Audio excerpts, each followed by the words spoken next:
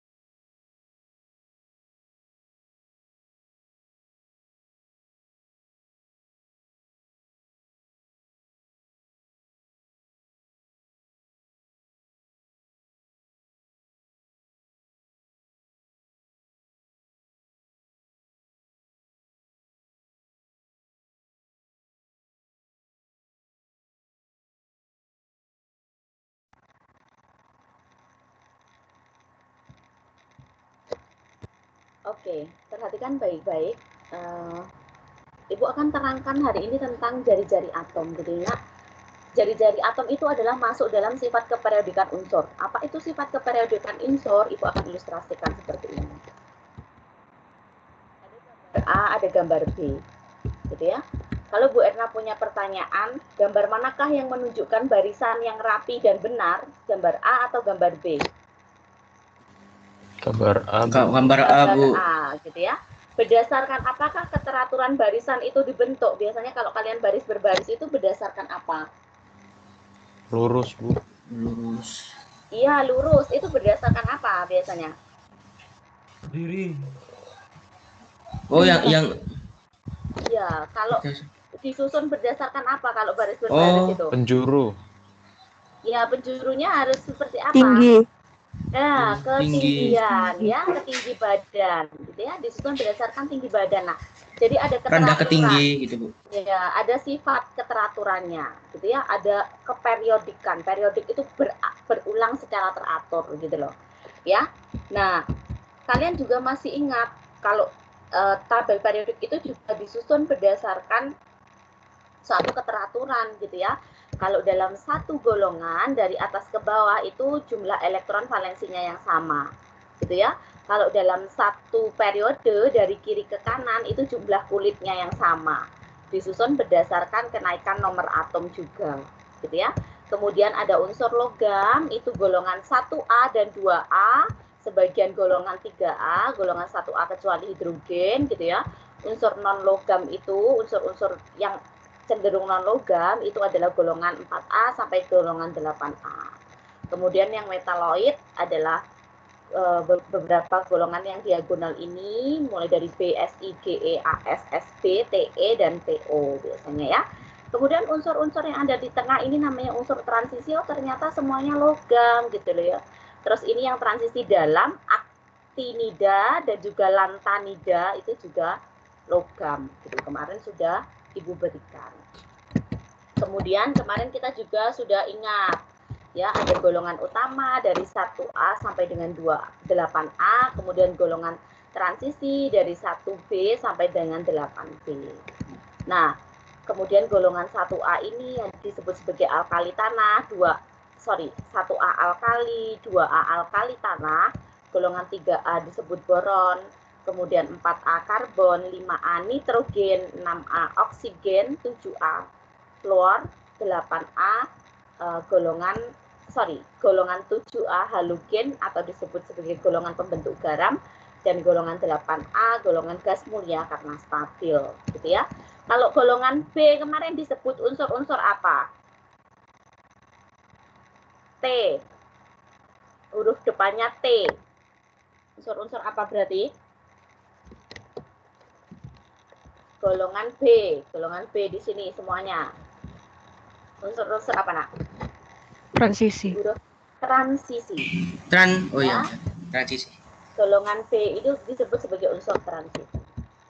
Nah, kemudian kita juga masih ingat dalam satu periode dari kiri ke kanan. Periode itu adalah lajur yang tidur mendatar, ya, yang horizontal. Itu disusun berdasarkan kenaikan nomor atom. Kalau dalam satu golongan itu lajur yang vertikal, lajur yang berdiri, gitu ya. Itu disusun berdasarkan sifatnya yang mirip karena adanya apa? Karena adanya elektron valensi yang sama. Contohnya Ibu punya golongan 1A, ada lithium Li, ada natrium Na, ada kalium K, ada rubidium Rb, gitu ya, ada cesium Cs. Kalau kalian konfigurasikan satu-satu berdasarkan nomor atomnya, maka akan dihasilkan seperti ini. Elektron valensi, ingat, adalah elektron pada kulit terluar. Nah, jumlahnya satu semua ternyata. Satu gitu ya, elektron valensinya satu. Makanya dia terletak di golongan 1A. Ibu tanya sekarang, kalau kalium berarti K, dia terletak pada periode berapa?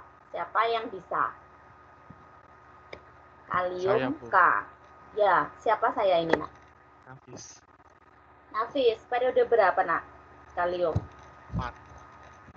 4, karena apa? Karena kulit terluarnya itu 4, Bu. Oke, Kulit terluar. very good.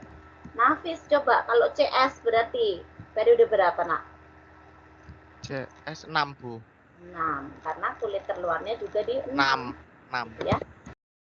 Mulai dari 2 ya, karena di sini sebenarnya ada unsur hidrogen, tidak Ibu tuliskan. Di bawah sendiri periode 7 ada unsur fransium. Ya, Fr, tidak Ibu berikan. Oke, very good. Itu harus diingat terus karena selama 1 tahun ini kita akan belajar tentang kimia, gitu ya. Dan kimia itu berkelanjutan. Gitu. Kalau kalian belajarnya berkelanjutan, pasti bisa, gitu ya. Apa sih yang didapatkan dari kimia nanti?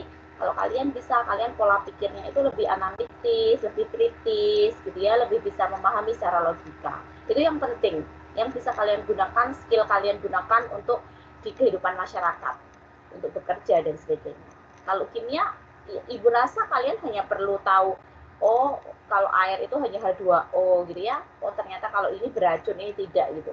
Pasti kalian hanya perlu itu, tapi apa sih kita perlu belajar teori-teori supaya kalian belajar berpikir kritis gitu ya. Nah, kalau begitu sama seperti tadi, kalau mau kita baris berbaris, kita harus berdasarkan ketinggian gitu ya, supaya terlihat rapi dan itu memang berulang secara periodik. Kalau begitu, adakah hubungan dari kenaikan, kalau di dalam sistem periodik unsur, adakah hubungan kenaikan nomor atom dengan sifat-sifat unsur lain dalam sistem periodik unsur gitu ya? Kalau begitu kenapa harus disusun seperti itu? Adakah pengaruhnya gitu loh? Nah, maka dari itu kita akan belajar tentang sifat keperiodikan unsur gitu ya. Hari ini kita akan belajar 3, yaitu menjelaskan definisi sifat keperiodikan unsur.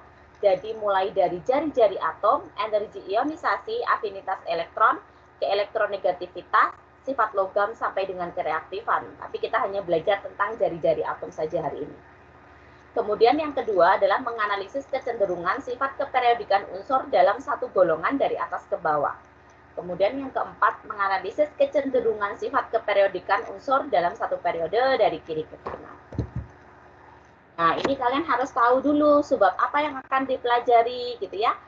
Sifat-sifat periodik unsur itu ada beberapa, nak. Yang pertama, jari-jari atom. Yang kedua, energi ionisasi. Yang keempat adalah afinitas elektron. Yang kelima, elektronegativitas. Yang keenam adalah sifat logam. Yang ketujuh adalah kereaktifan. Tapi kita hanya belajar jari-jari atom karena waktunya terbatas. Nah, pertama kita belajar tentang sifat yang pertama dan paling utama, sifat yang paling penting gitu ya, disebut sebagai jari-jari atom. Sebelum kita tahu sifat apa sih jari-jari atom itu gitu ya, bagaimana kecenderungannya, kita harus tahu dulu pengertian jari-jari atom. Kalian belajar jari-jari di matematika ya, di lingkaran, di sesuatu yang bulat gitu ya. Nah, kalau di dalam kimia, ukuran jari-jari atom itu didapatkan dari suatu percobaan dengan menggunakan sinar X gitu ya, dengan mengukur jarak inti atom terhadap pasangan elektron bersama dalam ikatannya. Nah, apa sih Bu maksudnya gitu ya? Secara sederhananya, jari-jari atom itu menyatakan jarak inti atom dengan elektron terluar gitu ya, jarak inti atom dengan elektron terluar. Sama dengan matematika itu loh, di lingkaran kalau kalian ngitung jari-jari kan berarti titik pusat lingkaran ke keliling paling luar lingkaran gitu ya, titik paling luar di lingkaran. Nah, itu kan disebut sebagai jari-jari. Sama di kimia juga seperti itu sederhananya. Tapi cara pengukurannya tidak seperti itu pada aplikasinya, kalian harus tahu. Ada namanya unsur logam, tadi Ibu sudah berikan ya, cenderung golongan 1A, 2A, 3A. Ada unsur non-logam golongan 4A sampai dengan 8A, tapi biasanya kita hanya belajar sampai 7A, karena 8A itu unsur yang sudah stabil. Nah, nggak bisa langsung ujuk-ujuk kita ukur dari titik pusat kemudian ke luar gitu ya, ke elektron terluarnya, nggak bisa gitu. Karena yang namanya atom-atom itu selalu berikatan seperti ini. Makanya jari-jari atomnya itu diukur dulu dari pusat inti ke-1 dengan pusat inti kedua. Nah, ini disebut sebagai 2R atau 2 jari-jari. Terus jari-jari atomnya berapa ya? Setengahnya dari itu, gitu ya. Sama dengan unsur non-logam juga seperti itu. Tidak boleh misalnya kita punya atom klor Cl, tidak boleh 1 Cl diukur dari titik pusat inti ini keluar, nggak boleh langsung gitu. Tapi dari 2 inti diukur dulu, berarti ini adalah 2R, kemudian R adalah setengahnya, gitu ya. Jadi caranya seperti itu. Apakah ini harus dihafalkan, Bu? Tidak. Ini hanya dipahami saja. Itu bedanya cara mengukur di matematika dengan di kimia, gitu.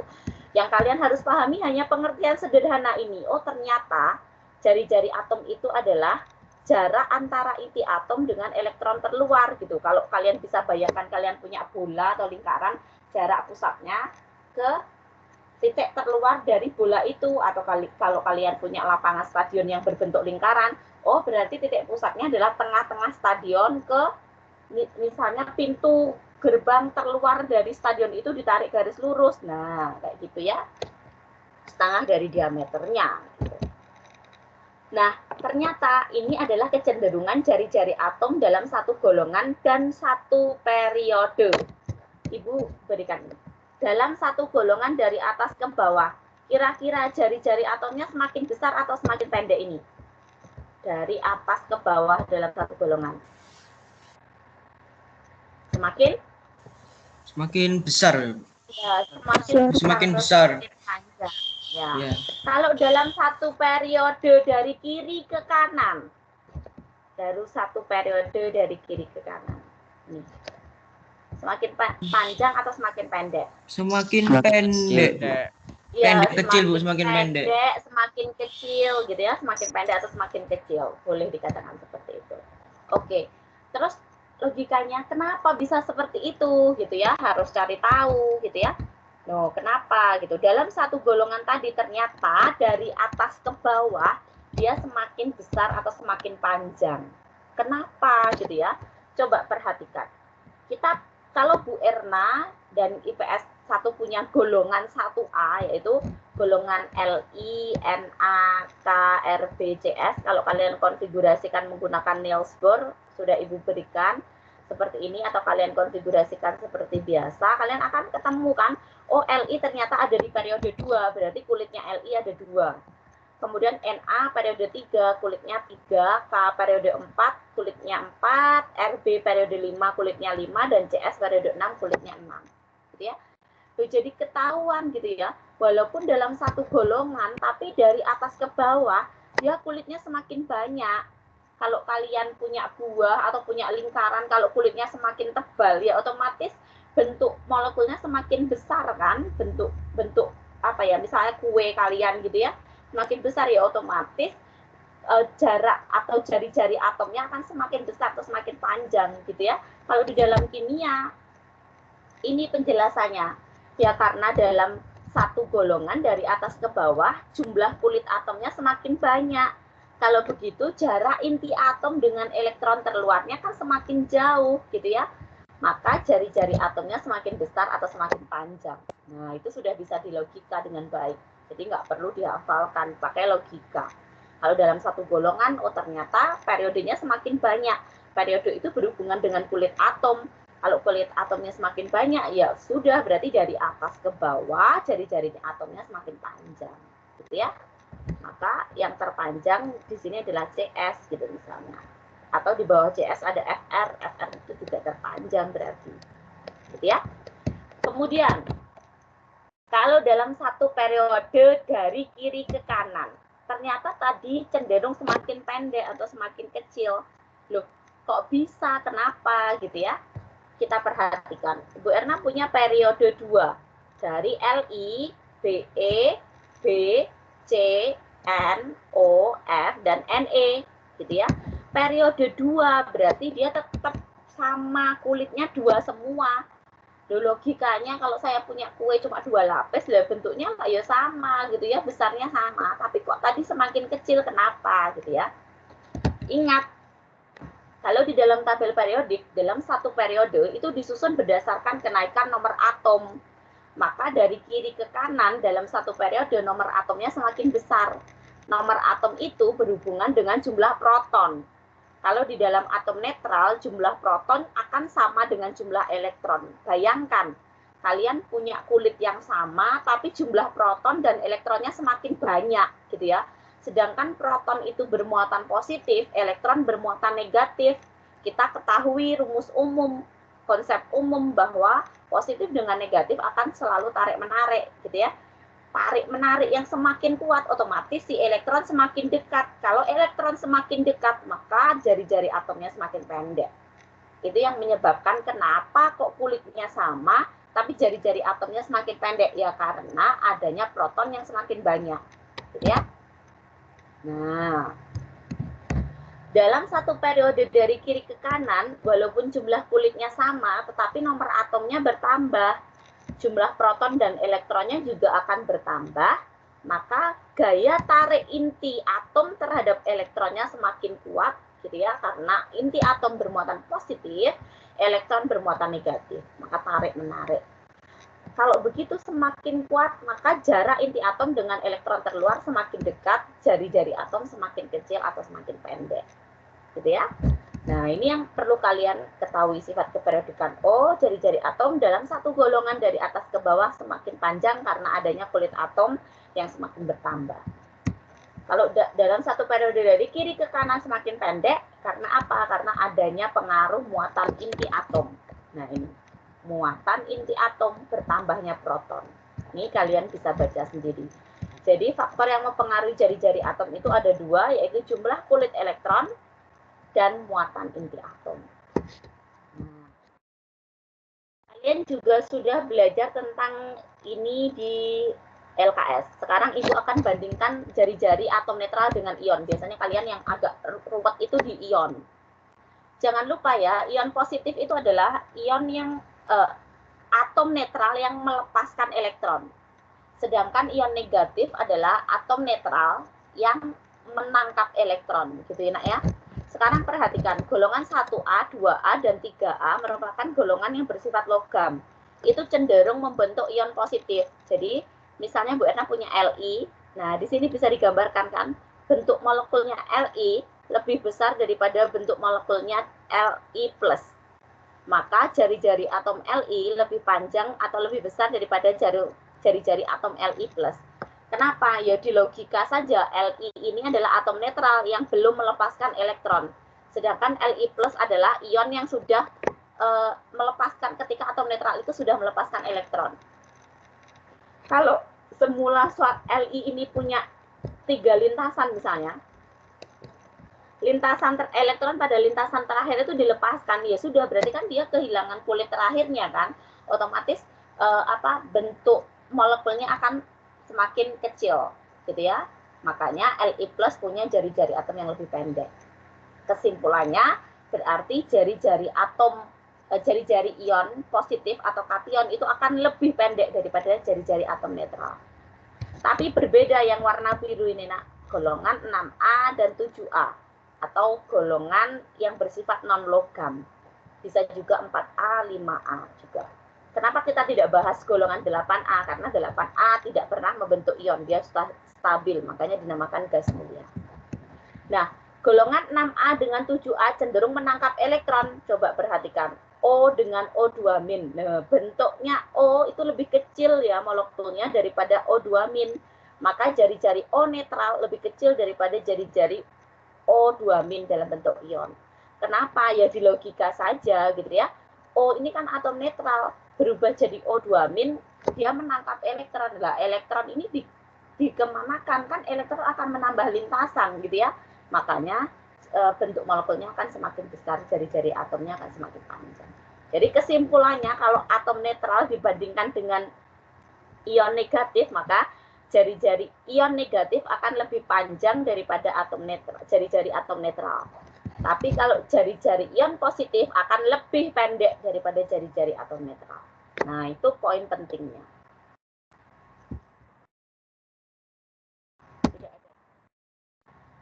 Sekarang perhatikan. Ibu akan berikan contoh soalnya. Biasanya contoh soal dalam bentuk pilihan ganda. Unsur yang jari-jari atomnya terbesar adalah A 11Na, B 13Al, C 14Si, D 17Cl, E 12Mg. Ingat, 11, 13, 14, 17, dan 12 ini adalah nomor atom yang bisa kalian konfigurasikan elektronnya. Pertama, kalian tuliskan konfigurasi masing-masing unsur dan tentukan periode serta golongannya, tentu saja. Jadi ya. Nah, ini sudah bisa diingat lagi cara konfigurasi elektron. 11Na, 13Al, 14Si, 17Cl, 12Mg. Gitu ya. Oke, sekarang Ibu tanya. 11Na berarti berada pada periode berapa, golongan berapa? 11Na berarti berada pada periode Ayo jawab serentak. 3. Bu. Periode 3 Tiga. golongan berapa? 1A. Golongan satu Oke, A. Oh. very good. 13 AL periode berapa? Golongan berapa? 3. Periode 3 3 golongan sama 3A. Oke, good, very good. 14 SI periode berapa, Nak? Periode 3 Tiga sama golongan 4A. 4. Bu. Tiga. 17 CL periode berapa? periode 3A. 7A. 5A. Periode 3 golongan berapa, Nak? 7A. 7A, Bu. Tambah 5, berarti 7A. 7A, Bu. Oh, iya. SG periode berapa? 3 3 golongan berapa, Nak? 2A. 2A. 2A, ya. Nah, kalau sudah seperti ini, oke, ditutup speakernya supaya tidak mengganggu. Kalau sudah seperti ini, kalian letakkan di tabel periodik yang sederhana saja loh. Sekarang kita bisa lihat, oh ternyata semuanya dalam satu periode gitu ya. Tulis dulu golongannya seluruhnya 1A sampai dengan 8A. Periodenya hanya periode 3 saja. Tulis 3 gitu ya. Terus NA terletak di periode 3 golongan 1A. Tulis, berarti kalau golongan 1A ada NA. Golongan 2A ada siapa? Golongan 3A ada AL. Golongan 4A ada SI. Ya. Golongan 5A dan 6A tidak ada, tidak masalah gitu ya. Golongan 7A ada CL, golongan 8A tidak ada. Nah, terus ingat tadi sifatnya. Nah, sifat ini dalam satu periode dari kiri ke kanan dia semakin pendek.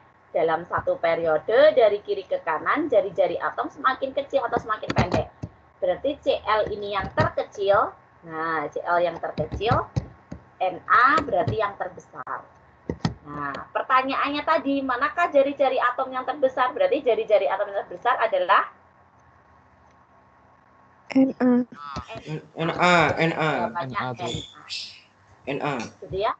Jadi diingat ini sifatnya, disusun dulu gitu. Makanya kenapa harus konfigurasi elektron, ditentukan periode dan golongan dulu, baru disusun di tabel periodik yang sederhana, kemudian kalian analisis seperti ini. Jadi ya, mudah sekali. Sepertinya kok susah gitu ya Bu, tapi kalau kita tahu cara step by step-nya akan sangat mudah. Oke, ini contoh soal yang berbeda. Terakhir ya, sebelum Ibu akhiri pembelajaran hari ini. Contoh soal yang kedua, jika jari-jari atom dalam satuan Armstrong itu adalah satuan yang kecil gitu ya, itu adalah dinamakan Armstrong karena memang penemunya adalah Bapak Armstrong. Unsur-unsur berikut ini, ada 3 Li, ada 11 Na, ada 19 K, ada 4 Be, ada 5 B, gitu ya, secara acak. Ada jari-jari atom secara acaknya itu adalah 2,03, 1,23, 1,57, 0,80, dan 0,89. Maka jari-jari atom Li berapa gitu. Nah, maksud soal ini tuh apa sih, Nak? Angka-angka ini tuh masih secara acak. Kita nggak tahu dia jari-jarinya siapa gitu loh. Nah, yang ditanyakan adalah jari-jari Li itu berapa? Mungkin saja jari-jari Li 2,03 atau mungkin 0,80 gitu ya. Kita kan nggak tahu. Nah, bagaimana cara mengerjakannya? Pertama tetap kita sudah punya ini angka-angka 11, 19, 4, 5 ini bisa dikonfigurasikan terlebih dahulu, dituliskan konfigurasi elektronnya. Konfigurasi elektron panjang boleh, menggunakan gas mulia juga boleh. Kalau Ibu Erna sarankan selalu gunakan gas mulia supaya kalian lebih mudah. Ya. Jadi dihafalkan itu elektron gas apa jumlah nomor atomnya gas mulia itu. Nah, sekarang kalau begitu 3 Li terletak pada periode berapa, golongan berapa? Serentak semua. Periode 2 golongan 1A. Periode 2. Ya, periode 2 golongan 1A. 11 Na periode berapa, Nak? Periode 3 golongan 1A. Golongan 1A. Golongan 1A. 19 K periode berapa, Nak? 19 Periode 4 golongan 1A. Golongan 1A. Golongan 1A. Kalau 4 Be periode berapa? Periode 2 golongan 2A. Periode Golongan 2A. Golongan 2A. 5B periode berapa, golongan berapa? Periode 2 Periode golongan 3A. 2 golongan 3A. Periode 2 golongan 3A. 2 tambah 1, 3. Nah, good. Loh Bu, kok gitu banyak gitu ya? Dia nggak satu golongan, nggak satu periode. Ya nggak apa-apa, tulis semuanya. Gitu ya. Golongannya cuma ada 1A, 2A, dan 3A. Tulis secara sederhana golongannya hanya 1A, 2A, dan 3A. Periodenya ada 2, 3, dan 4. Gitu ya. Tulis periodenya dulu, 2, 3, 4. Baru disusun, dimasukkan. Nah, oh, LI itu ada di periode 2 golongan 1A, letaknya di sini. NA ada di periode 3 golongan 1A, letaknya periode 3 golongan 1A di sini. Kemudian K letaknya di periode 4 golongan 1A, periode 4 golongan 1A di sini. Gitu ya. BE letaknya di mana? Periode 2 golongan 2A, periode 2 golongan 2A di sini. Terus B terakhir, periode 2 golongan 3A. Periode 2 golongan 3A. B di sini. Gitu ya. Sekarang sudah kelihatan. Terus ingat lagi sifatnya. Wah, oh, kalau dalam satu periode ternyata dari kiri ke kanan makin kecil. Berarti B adalah yang terkecil. Kemudian, kalau dalam satu golongan dari atas ke bawah, yang satu golongan kan ini saja golongan 1A. Dalam satu golongan dari atas ke bawah, ternyata makin besar, berarti K yang besar. Nah, B terkecil, K terbesar. Nah, terus dalam soalnya tadi, dalam soalnya tadi kan sudah ada ini, apa?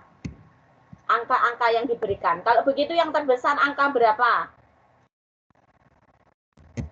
Dari 2,03, 1,23, 2,03. Yang terkecil berapa, Nak? Yang terkecil? 0,80. 0,80. Nah, berarti 0,80 miliknya siapa berarti? Kecil kok tadi yang kecil. B, oke. Kemudian 2,03 miliknya siapa berarti, Nak?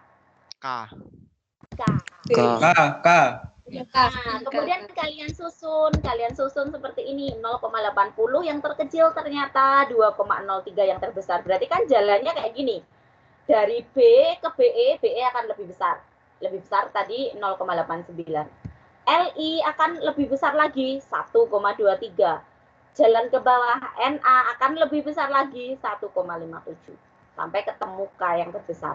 Terus pertanyaannya tadi LI jari-jarinya berapa gitu. Berarti berapa? Miliknya LI yang mana?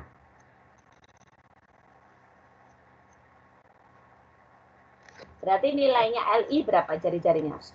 1,23. 1,23. 1,23. Good. Gitu ya. Jadi itu. Bisa dipahami maksudnya yang soal nomor 2 ini?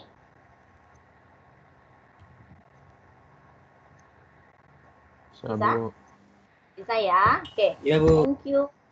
Jadi sama, Nak, caranya tetap polanya sama, gitu ya. Kalian harus konfigurasikan dulu, kalian harus tahu periode dan golongannya berapa, kalian harus susun dalam tabel periodik yang sederhana, kemudian kalian ingat sifatnya ini. Oh, kalau dalam satu periode itu makin pendek dari kiri ke kanan, berarti dicari yang terkecil, dilingkari. Ini terkecil, gitu ya. Oh, kalau dalam satu golongan itu makin besar, berarti ini yang terbesar. Terus disusun deh, terkecil ke terbesar. Gitu ya. Terus yang ditanyakan siapa? LI. Ya sudah, LI berarti 1,23. Kalau Bu Erna tanya, jari-jarinya NA berarti berapa? 1,57. 1,57. Oke. Kalau BE berarti berapa? 0,89. 0,89. 0,15. Ya. Bisa? Nanti Ibu akan berikan nilai hasil UTS kemarin. Ya banyak yang hasilnya mengecewakan, tapi tidak apa-apa lah, Ibu maklumi. Memang ada banyak faktor kalian kenapa bisa seperti itu. Tapi Ibu harapkan kalian tahun ini ilmu yang Ibu berikan, ilmu kimia yang Ibu berikan itu kalian manfaatkan dengan baik gitu loh, Nak ya. Kalian belajar dengan baik gitu. Nah, ketika kalian belajar dengan baik, tidak ada yang sia-sia di dunia ini jika kita sepenuhnya ingin belajar gitu. Walaupun nanti di kelas 2 atau kelas 3 sudah tidak bertemu dengan Bu Erna di pelajaran kimia gitu. Tapi Ibu harapkan kalian mempelajari dengan baik materi-materi kimia ini, gitu ya. Tujuannya untuk apa? Sekali lagi, pola pikir yang dibentuk. Kalau pola pikir kalian baik, ya, kemudian daya nalar kalian oke, gitu ya, berpikir kritis kalian mantap, gitu. Mau dibenturkan dengan mata pelajaran apapun kalian bisa. Mau matematika model bagaimanapun, mau ekonomi model bagaimanapun bisa, gitu ya. Kenapa? Sekali lagi Ibu selalu tekankan pola pikirnya yang dibentuk, pola pikirnya, gitu ya. Ibu harapkan kalian juga selain mempelajari tentang materi-materi di sekolah, kalian juga belajar tentang skill-skill lain di kehidupan yang pada akhirnya nanti kita bisa terapkan, gitu ya. Oke, sebelum Ibu tutup, ada pertanyaan dari IPS 1? Tidak, Bu. Tidak ada ya. Tidak, Bu. Nanti jangan kaget kalau nilai UTS-nya apa adanya. Memang nilai UTS itu tidak boleh diolah, gitu ya. Kalau kalian dapat 16 ya berarti Ibu tuliskan 16, gitu ya. Nanti kalau di nilai akhir itu Ibu bisa olah dari kehadiran kalian, keaktifan kalian, bagaimana respon kalian, penugasan kalian, nilai-nilai ulangan harian dan sebagainya, gitu ya. Tujuannya apa? Nilai raport sisipan itu untuk evaluasi kalian, seperti itu. Nilai sebenarnya kalian. Oke. Terima kasih ya IPS 1. Ibu akhiri, selamat pagi.